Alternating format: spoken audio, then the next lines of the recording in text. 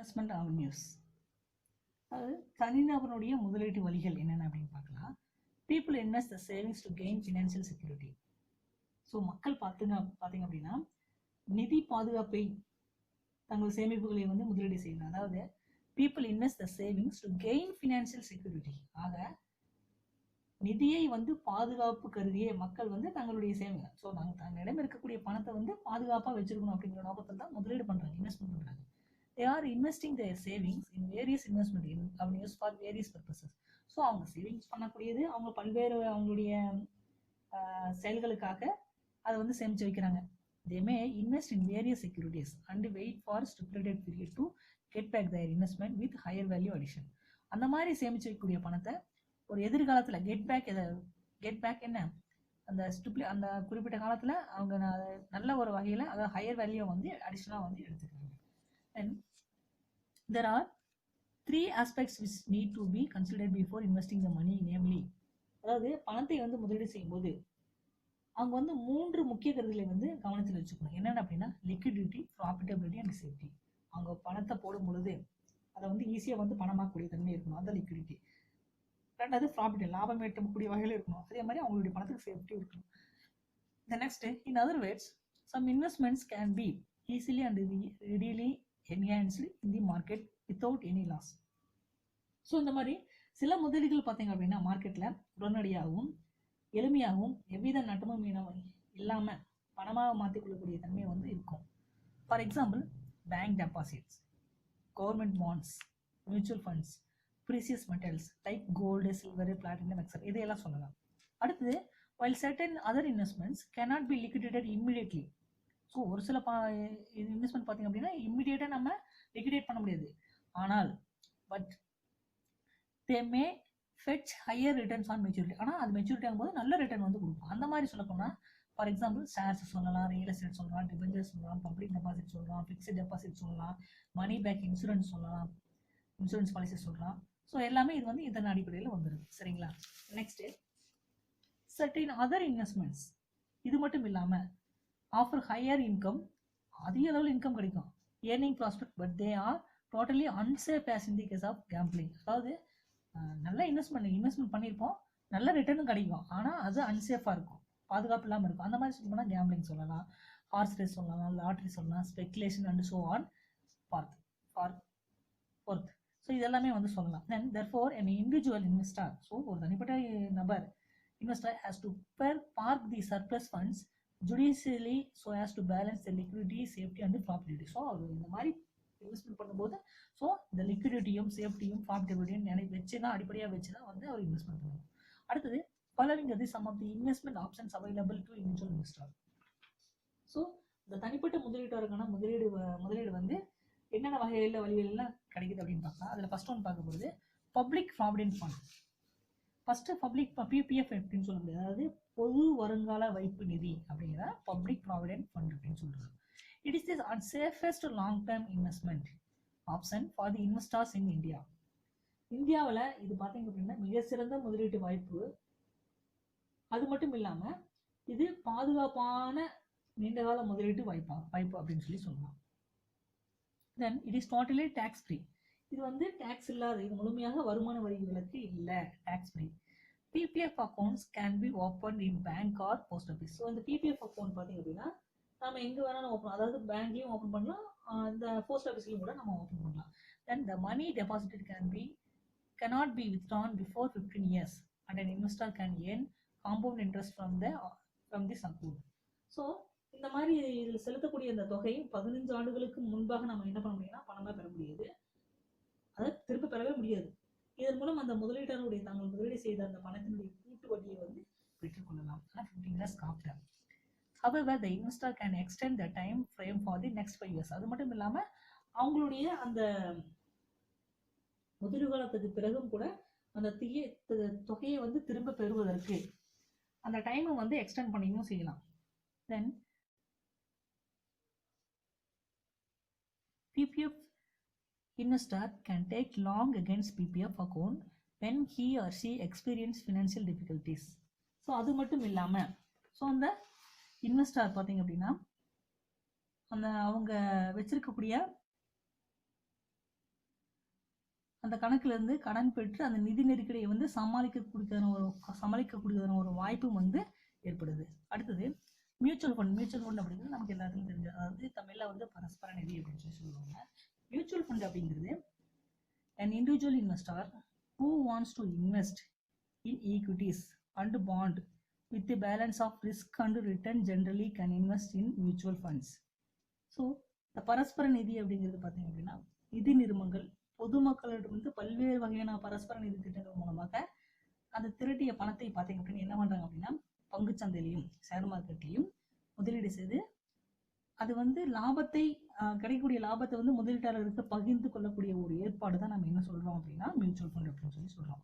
Nowadays people invest in stock markets through a mutual fund. So இன்னைக்கெல்லாம் பார்த்தீங்க அப்படின்னா stock மார்க்கெட்ல பார்த்தீங்க அப்படின்னா ஸ்டாக் மார்க்கெட்ல அந்த மியூச்சுவல் ஃபண்டை வந்து இன்வெஸ்ட்மெண்ட் பண்றாங்க. Systematic investment plan is one of the best investment option in India. So அது பார்த்தீங்க அப்படின்னா இன்னைக்கு இந்தியாவில் மிகச்சிறந்த ஒரு இன்வெஸ்ட்மெண்ட் அப்படிங்கிறது இந்த மியூச்சுவல் ஃபண்டை வந்து சொல்லலாம். அடுத்தது direct equity R share purchase, அதாவது நேரடியாக வந்து உரிமை பங்குகள் வாங்குறது, ஷேர் பர்ச்சேஸ் பண்ணுறது. பாருங்க, an individual can option for investment in shares. அதாவது தனிப்பட்ட நபர் பார்த்தீங்க அப்படின்னா இந்த ஷேர்ஸ்ல வந்து இன்வெஸ்ட்மெண்ட் பண்ணலாம். பட் ஆனால் he has to analyze the market price of various shares traded in stock exchange, reputation of the company, consistency in the payment of dividend, the nature of the project undertaken by the company, growth prospects of industry in which a company is operating before investing in shares.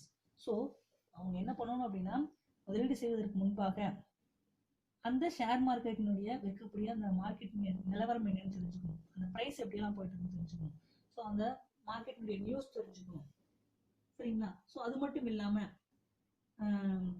அந்த அந்த நிறுவனத்துடைய மதிப்பு என்ன, அந்த லாபம் கிடைக்கக்கூடிய அந்த டிவிடெண்டை வந்து எப்படி பிரித்து கொடுப்பாங்க, ஸோ அந்த கம்பெனி தொடர்ந்து கொடுக்கக்கூடிய நிறுவனமா, ஸோ இது எல்லாத்தையுமே என்ன பண்ணணும் அப்படின்னா அந்த நிதி நிறுவனத்துடைய அந்த செயலை வந்து நம்ம எல்லாம் முதலீடு செய்வதற்கு முன்னாடி இது எல்லாமே நம்ம தெரிஞ்சு வச்சிருக்கணும்.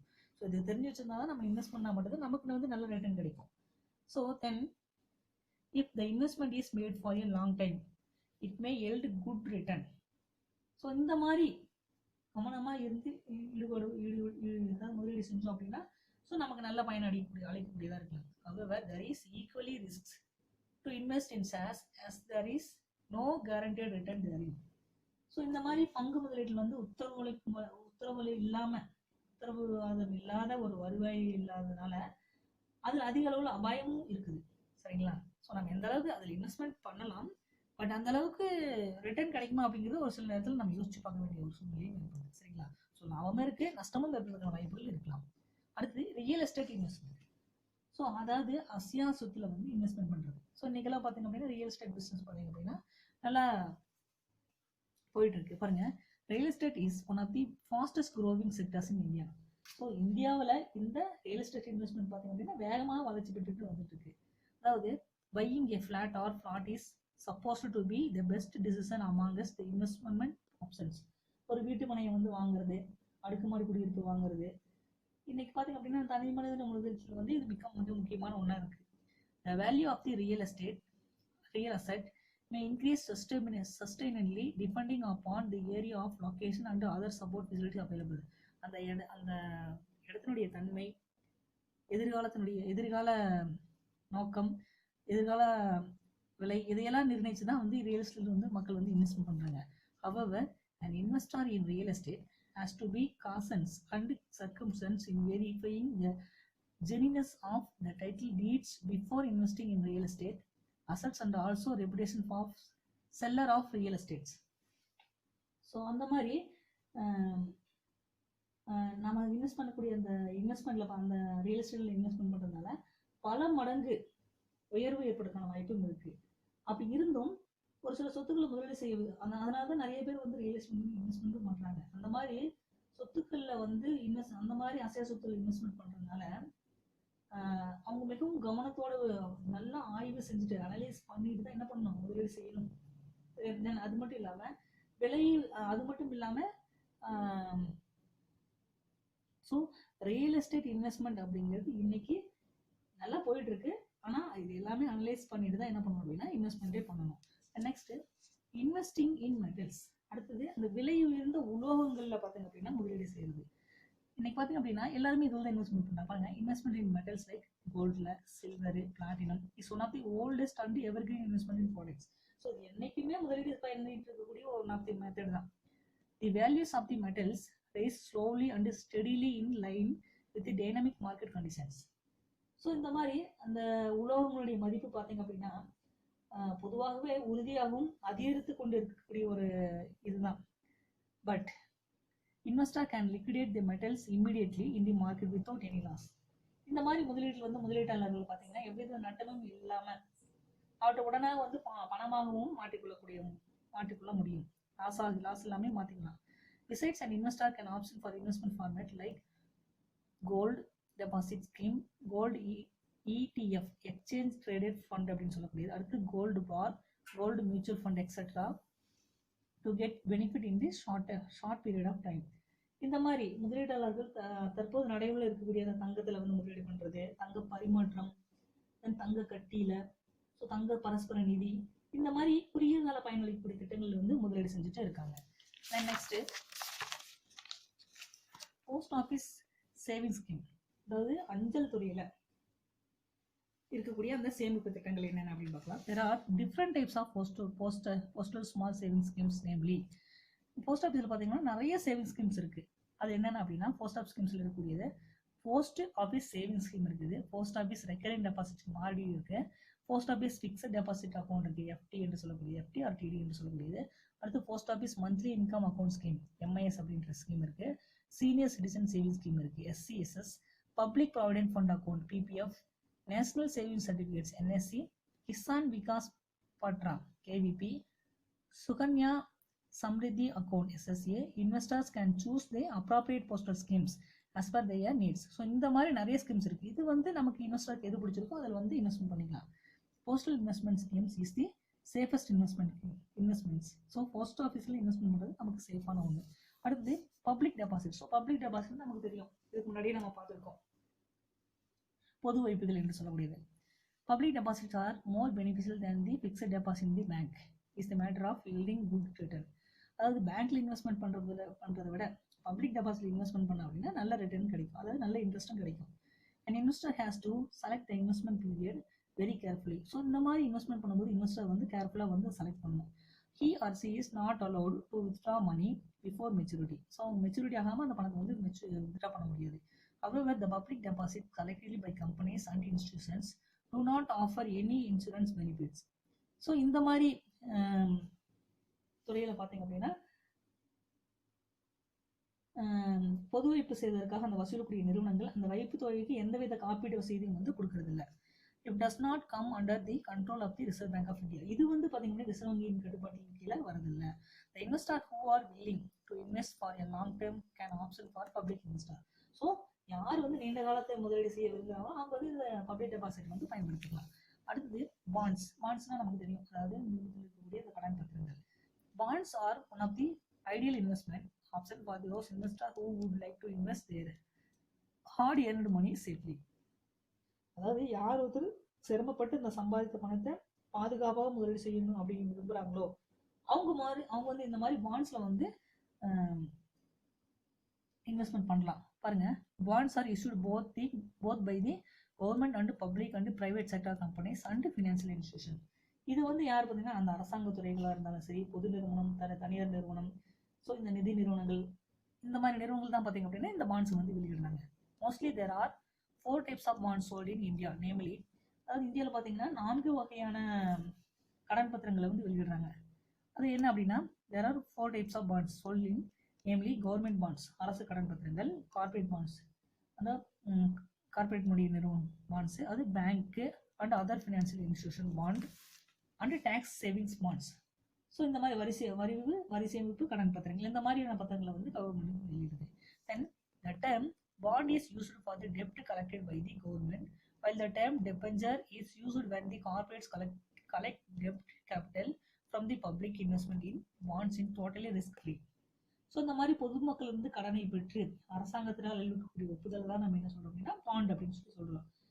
இது பார்த்தீங்க அப்படின்னா பதிவு செய்யப்பட்ட அந்த நிறுவனங்கள் அவங்களுடைய மூலதனத்திற்காக பொதுமக்கள் வந்து கடன் பெற்று அதை வந்து ஒப்புதல் அளிக்கக்கூடிய வகையில் கொடுக்கக்கூடியதான் நம்ம டிபெஞ்சர் அப்படின்னு சொல்லணும்.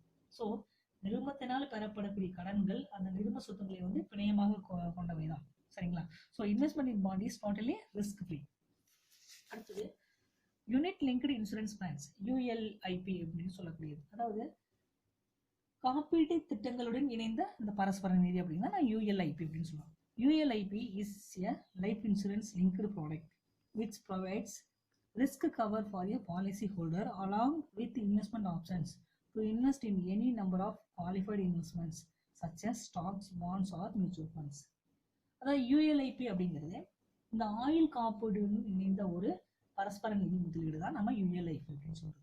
இது பார்த்தீங்க அப்படின்னா இந்த காப்பீடு செய்பவருக்கு அதற்காக அதனால் ஏற்படக்கூடிய இழப்பை வந்து ஈடு செய்வதோடு மட்டும் இல்லாமல் அந்த பங்குகள் நமக்கு இருக்கக்கூடிய shares, debentures, provident fund, mutual fund, so இது எல்லாம் பார்த்தீங்க அப்படின்னா இது எல்லாத்தையுமே இணைந்த திட்டம் மூலமாக அந்த முதலீடு செய்யக்கூடிய வாய்ப்பையும் வந்து ஏற்படுத்தி கொண்டுதான் இந்த யூஎல்ஐபி. அடுத்தது பேங்க் டெபாசிட்ஸ், வங்கியில் நம்ம வந்து வைப்பு செய்யக்கூடியது. நமக்கு தெரிஞ்ச ஃபர்ஸ்ட் ஒன் ஃபிக்ஸட் டெபாசிட், ரெண்டாவது ரெக்கரிங் டெபாசிட். ஸோ ஃபிக்ஸட் டெபாசிட்னு என்ன சொல்லுவோம், ஒரு பர்டிகுலர் டைமுக்குள்ளார இன்வெஸ்ட்மெண்ட் பண்ணி வைக்கிறது. பாருங்க, FD enable the investor to invest money for a specific period. ஒரு குறிப்பிட்ட காலத்துக்கு முதலீட்டாளர்கள் தங்களுடைய பணத்தை வந்து முதலீடு செய்வதுதான் வந்து ஃபிக்ஸட் டெபாசிட் சொல்றோம். The fixed deposit can be opened from a minimum period of 7 days to maximum period of 10 years. 7 நாள்ல இருந்து 10 வருஷத்துக்குள்ள செய்யக்கூடியதெல்லாம் நம்ம ஃபிக்ஸட் டெபாசிட் சொல்றோம். The fixed deposit holder can take loan against the fixed deposit receipt. So அந்த fixed deposit receipt வச்சு லோனும் கூட வாங்கிக்கலாம். The depositor cannot withdraw the fixed deposit before the maturity. அந்த மெச்சூரிட்டி முடியாம பணத்தை எடுக்க முடியாது. அடுத்தது ரெக்கரிங் டெபாசிட், மாசம் மாசம் நம்ம ஒரு சேவிங்ஸா போட்டு வைக்கலாம். அதான் ரெக்கரிங் டெபாசிட் சொல்றது. RD account is one another investment option for most people who earn regular income. யாரு ரெகுலரா மாசம் மாசம் சம்பாதிக்கிறாங்களோ அவங்களுக்கு RD account வந்து ஒத்து வரும். This deposit can be opened for a minimum period of 1 year to a maximum period of ஒரு வருஷத்துல இருந்து 10 வருஷத்துக்குள்ள செல்லும். The recurring deposit holder can take loan against the installments paid. So இந்த தொகை இந்த மாதிரி தொடர்பு இப்போ வச்சிருக்காங்க பார்த்தீங்க அப்படின்னா அந்த செலுத்திய தவணை தொகையில் இருந்து என்ன பண்ணலாம்னா இவங்களும் வந்து லோன் வாங்கிக்கலாம். சரிங்களா?